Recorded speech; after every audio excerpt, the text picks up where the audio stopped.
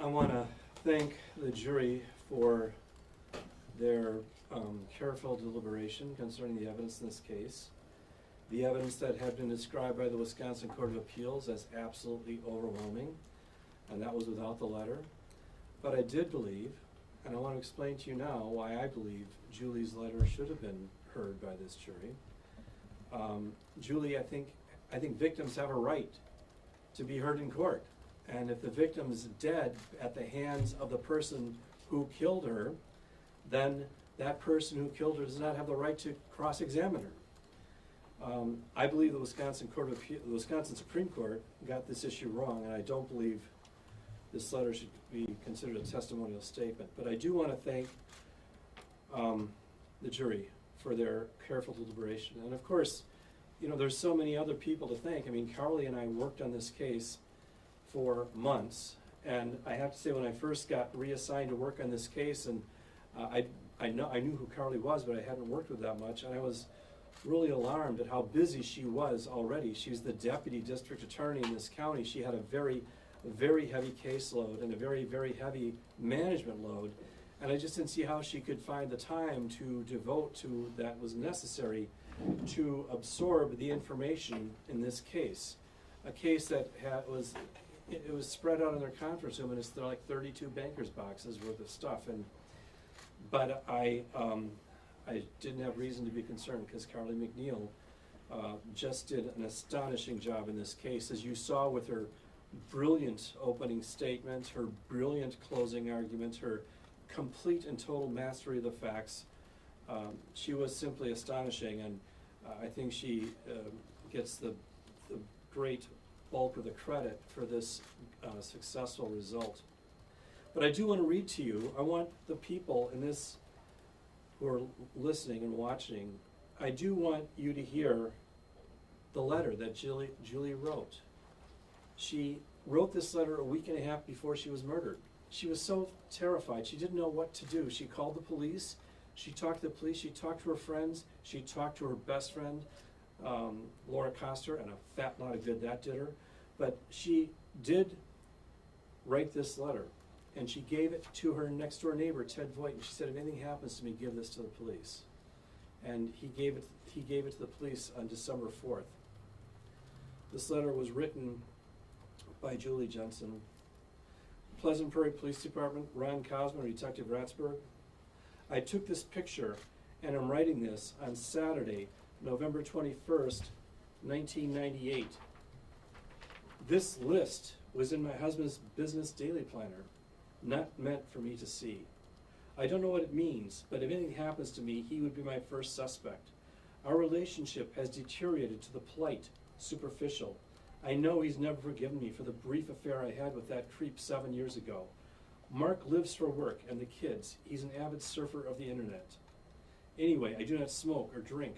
My mother was an alcoholic, so I limit my drinking to 1 or 2 a week. Mark wants me to drink more with him in the evenings. I don't. I would never take my life because of my kids. They are everything to me, and she underlined everything. I regularly take Tylenol and multivitamins, occasionally take OTC stuff for colds, Zantac or Imodium.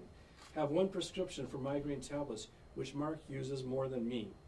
I pray I'm wrong and nothing happens, but I'm suspicious of Mark's suspicious behaviors, fear for my early demise.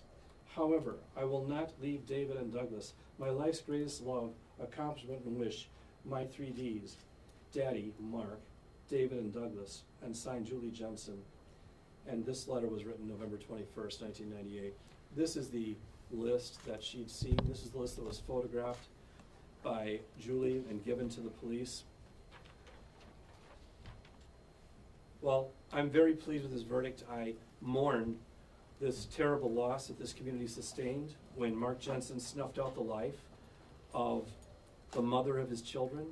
When I was watching David Jensen testify in this matter, I was thinking to myself how bursting with pride Julie would have been about how well her handsome son turned out to be.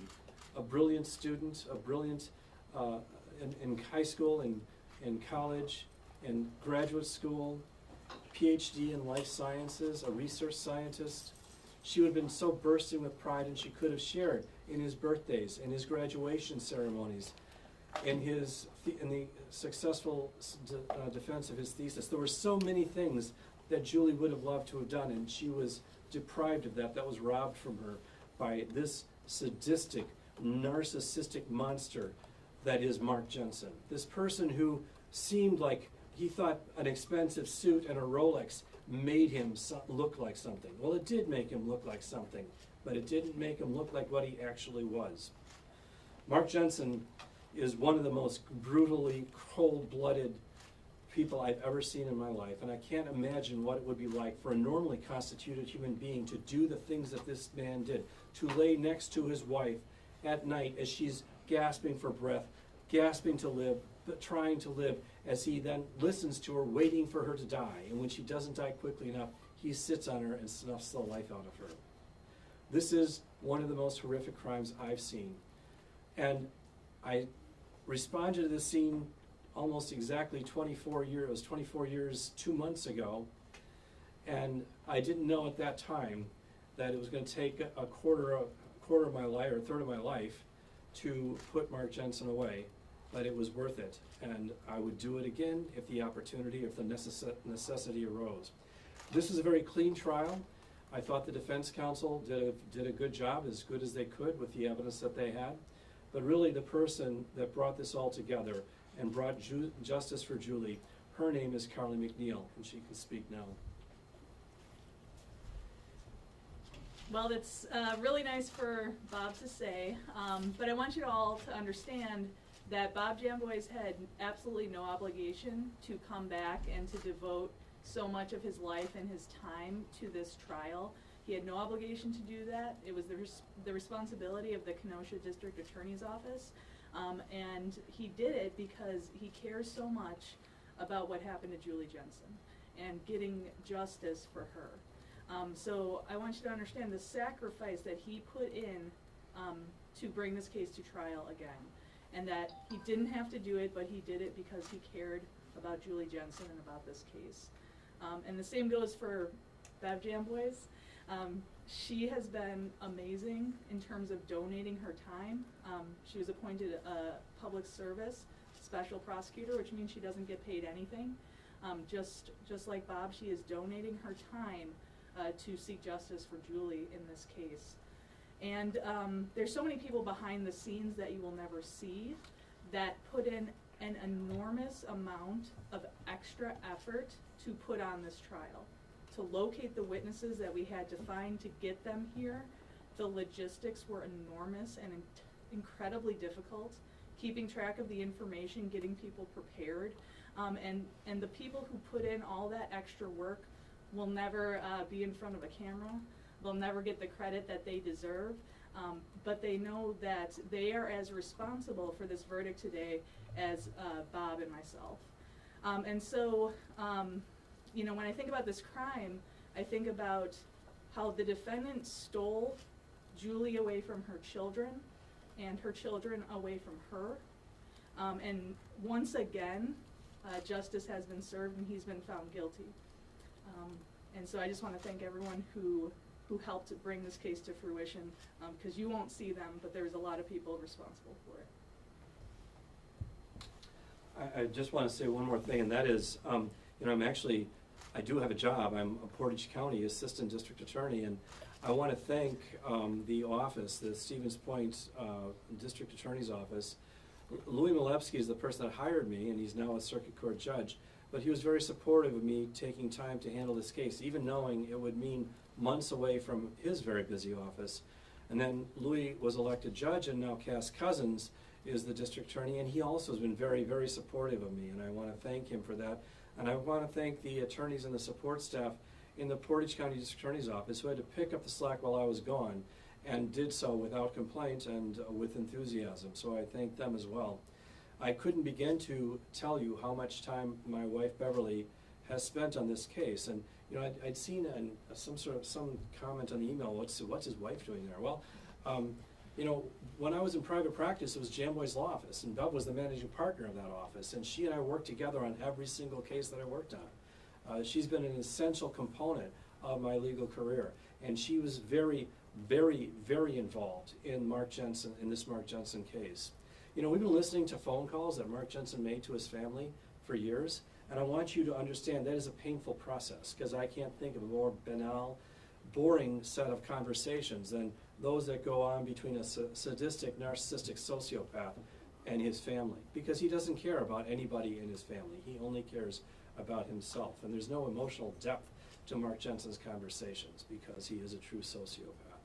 But who listened to those things? My wife and I did, mainly my wife. But we'd go on vacation, we'd turn on those recordings and listen to them in the car while we're driving from here to Florida and driving from Florida back. We've got hundreds of hours under the belt of listening to Mark Jensen pratter on internally with his family. So I want to thank my wife for that as well. And it's true about these unsung heroes, Carolyn Hout, the paralegal in this office, and Heather Beasy, the victim witness person. There were so many people in the Kenosha DA's office that really stepped up to the plate, and have from the very beginning. And I also want to thank Paul Ratzberg for his service. And I thought Dr. Mary Mainland was simply astonishing. She is such a very, very fine forensic pathologist. I was very impressed with her testimony, and as you may have seen, I wasn't so much impressed with some of the testimony from the defense experts. But you know, we had our day in court, and I think the jury saw the truth. So I think that concludes my remarks, and I guess I'll take a few questions if there's anybody who has any questions. The letter was ruled inadmissible by Bruce Schrader, the trial judge. Knowing now that you, with all the evidence we've all seen, you got a conviction without it. Going back, would you have done the same thing, or would you just have done one trial and been done with it? Well, that question kind of assumes the existence of a fact which is not an evidence. To the contrary of what you said, there were many, many rulings on this letter, because it's a very complex legal history. But when we started out, this was before Crawford versus Washington had been decided, and Judge Schrader had ruled the letter was admissible. He ruled it was admissible. Then, just 3 months before the case was supposed to go to trial in June of 2004, the United States Supreme Court issued its decision in Crawford versus Washington, completely changing the landscape on Sixth Amendment issues concerning the Confrontation Clause. And he then ruled it was inadmissible. And then we filed an interlocutory appeal to the Wisconsin Supreme Court, and they ruled it would be admissible if we could show that Mark Jensen forfeited his right to cross-examine Julie Jensen by killing her. And we had a forfeiture hearing, and Judge Schrader made that ruling, and the letter was admitted. Then the United States Supreme Court, after Mark Jensen had been convicted, the United States Supreme Court decided Giles versus California, and they adopted a very narrow version of the forfeiture by wrongdoing doctrine. Nonetheless, the matter was appealed to the Wisconsin Court of Appeals, and they affirmed the conviction, and to the Wisconsin Supreme Court, and they affirmed the conviction. And it sat there for several years, and then a writ of habeas corpus was filed with a federal judge who ordered a new trial, which I thought was on completely, profoundly mistaken legal grounds. We appealed that to the Seventh Circuit, and we lost. So then it got remanded back to this court, in front of Judge Kirkman. And once again, the issue of the letter was discussed. And we pointed out that the law on confrontation had changed at the federal level so considerably that the letter would no longer be deemed a testimonial statement. And Judge Kirkman agreed and reinstated the judgment of conviction. The Wisconsin Supreme Court disagreed with that decision, and that's why we came back down here. Even though the matter had gone up to the United States Supreme Court, they apparently ordered a writ of certiorari, but they did not then decide the matter, so it got remanded back and we had this trial. But my point about this letter from the beginning, you know, when Judge Schrader initially ruled the letter was inadmissible after the Giles decision, I sat down with Julie's brothers, Paul and Patrick and Larry, and I said, you know, we could put this case in without the letter, but I think Julie has a right to be heard. And you know, that's where the law has trended in the decades since. Marcy's Law is now the law in the state of Wisconsin. It's a constitutional amendment that indicates that victims should be heard in the courtroom. And these words by Julie Jensen should have been heard. If they were heard in the first trial, they should have been heard in this trial. Not that it was essential to the conviction of Mark Jensen, because there was so much other evidence. Mark Jensen really sunk his own ship. He couldn't keep his mouth shut. If anybody writes a book about this case, it should be called Blabbermouth, because that's what Mark Jensen is, and that's what his own father called him in one of these phone calls. They called it, his own father said, well, Jamboy sure has your number, and Mark Jensen said, what do you mean? He said, well, you're a blabbermouth. He says you're a blabbermouth. You are a blabbermouth. You can't keep your mouth shut. That's what his father said. And it's Mark's big mouth that got him in more trouble than anything else. Bob, given all that post-conviction litigation that followed the last conviction, Mark says he will appeal again this verdict. How confident are you that this will withstand another appeal? Well, the letter was the whole thing the last time around. The letter wasn't admitted into evidence. I don't know what sure, everybody appeals, you know, I found this, that here we send somebody to prison, they get life without parole, and so 3 squares a day, they don't have to work if they don't want to. There's a lot of people who would like that. But every person I've seen get sent to prison, they all want to get out. So how do they do that? They file appeals. They file motions for post-conviction relief. That's part of the practice. That's what we do. We've got an outstanding public defender's office, and I thought they did a very good job in this case. I'll do a plug about public defenders. I think the public defender's office in the state of Wisconsin is the best in the nation. And typically in any county in the state of Wisconsin, the very best defense attorneys in the community are almost all working in the public defender's office. They're experts, they know what they're doing. And the 3 public defenders that were assigned to this case knew what they were doing. And they certainly hired some high-priced legal talent, some high-priced expert talent. I mean, I didn't add up all the bills, but it came up to well over $50,000 that they'd billed thus far, so it's probably gonna be more than that by the time the final bill comes in. So Mark Jensen has always been blessed with outstanding attorneys. The first set of attorneys he paid for himself, Craig Elby and Steve Glenn, 2 of the very best attorneys in the state of Wisconsin. And then they got these 3. And Bridget Krause is the head of the trial division for the state public defender's office. Jeremy Perry is a very senior prosecutor in Waukesha County, defense attorney in Waukesha County. And Mackenzie Renner is the managing attorney for the Walworth County public defender's office. Mark Jensen has always had excellent attorneys. And one of the most common bases for appeal is ineffective assistance to counsel, and he's certainly not going to have that argument in this case. So I don't know what he'd appeal on, but he probably will find something. Did it give you pause, and what were your thoughts when the defense actually took some time to review documents and exhibits both yesterday and today? That happens regularly, especially in a case that's this long. By the way, this is the second longest jury trial in my entire career. It's 3.5 weeks. The longest jury trial in my career was also this case, and that was 7.5 weeks long. So the 2 longest trials of my career all involve Mark Jensen. But yeah, I expect juries are oftentimes going to request exhibits, particularly in trial where there's 3 weeks of testimony. What is sentencing going to look like, and does he have any chance of parole under Wisconsin law? Yeah, the statute that was in effect, that's a good question, by the way, because remember this crime occurred December 3rd, 1998. So we can't look at today's statutes. You look at the sentencing statute that was in effect on December 3rd, 1998. And according to that statute, there are 3 options for parole. Option A is he gets parole under the standard parole provision for somebody getting life imprisonment, which back then was 20 years. So he'd get life imprisonment with 20 years parole. That's option A. Option B, he'd get life imprisonment with a parole eligibility date that's later than 20 years. The judge can't impose a less than a 20-year eligibility date, but he could impose a later eligibility date. That's option B. Then option C is the judge could impose life imprisonment without parole, and that's what Judge Schrader did the last time. And that's what we're, of course, going to be requesting again this time. Any other questions? Okay, well, thank you. One more question. Do you still consider yourself, and this is not insulting, the smartest sewer in the rat? The smartest rat in the sewer? Okay, so let's explain where that came from. I actually have a cup, smartest rat in the sewer. All these descriptions came from, I was also called Jambo. The defendant was always calling me Jambo.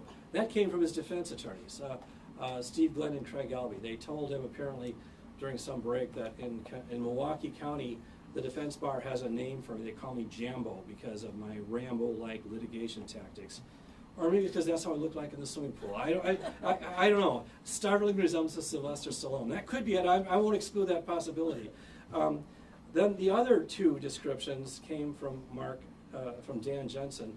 He had said, you know, that Jamboys, he lays awake at night, staring at his ceiling with those beady red eyes, thinking of ways he's going to fuck you over. He's the smartest rat in the sewer. And when we heard that, my wife turned to me and said, he's got you cold. And so that was the smartest rat in the sewer thing. And yeah, I'm proud to have enemies like that. I'm proud to have The defense bar in Milwaukee thinks they call me Jambo, and I'm proud to have the murder suspect's, the murder convict's father say that I'm the smartest rat in the sewer. I did lay awake at night thinking of ways that I was going to convict Mark Jensen, and now I don't have to think about that anymore. I can just go play with my grandchildren, which is what I very much prefer to do. So any other questions? What went through your mind when you found the guilty verdict? What went through your mind when you heard it just now? Well, it's a great relief. You know, we expected a guilty verdict, but, you know, sometimes it doesn't come out the way you expected. So we were fully expecting a guilty verdict. I was very relieved, I guess, though. And you hugged the former prosecutor from the first trial, Judge Gabrielle, right? You know, Judge Angelina Gabrielle, she was the deputy, she was an assistant attorney general, then she was, at the time we first tried this case, she was an assistant district attorney. When we came back the second time, she was the deputy district attorney. Angie's been very involved in this case, and like Carly McNeil, she's a workhorse. I mean, she worked like crazy, and she's also a brilliant attorney. And the first co-counsel I had was Susan Karaskevich. She also was extremely well organized, very, very, very, very bright person, helped me organize this case. So I've been blessed throughout this case with very able co-counsel. How will you celebrate tonight? I'm thinking a ribeye steak and a couple glasses of red wine. And a birthday cake. Yes. I want to ask you about Julie Jensen's family. I know we didn't see them in the courtroom for the reading of the verdict, but we did see Paul and Larry during the course of this trial. How are they doing, and what is this point in the trial mean for them? Well, you know, I think that they just, first of all, they want their sister back. You know, they love their sister, they miss their sister. They wanted their story told. And you know, the way that the Jensen family attacked the Griffin family is just reprehensible. I mean, they said terrible things about Julie's mother and father. Julie's father was an accomplished individual. He was an engineer at American Motors for years and years and years. And contrast that with Mark Jensen's father. Dan Jensen's a convicted felon. He burglarized the building that he used to work in during the course of an SEC investigation so he could steal the SEC records to stop the SEC investigation. He was caught red-handed. That didn't stop. He pled not guilty. He went to trial. And his daughter, Laura Koster, perjured herself on his behalf at that trial. She said she gave him an alibi, some ridiculous alibi, which the jury didn't buy because they convicted Dan Jensen of that case. So for this family, the Jensen family, to be tearing down the Griffin family is just reprehensible. The Griffins are wonderful people. Mr. and Mrs. Griffin, Julie's parents, were wonderful people. It's true that Mrs. Griffin had a problem with alcohol. Well, her son died at the age of 5. A lot of women would never recover from that. But she concealed her alcoholism so well that her youngest son, or that her son, Paul Griffin, when he left the home at the age of 18, he had no idea that his mother had been an alcoholic. So for the Jensen family to criticize the Griffins in this family was one of the great injustices in this case. Any other questions? Okay, well, thank you all very much. I appreciate, I hope the public hears Julie's words. Happy birthday. Oh, thank you. Yes, my birthday too.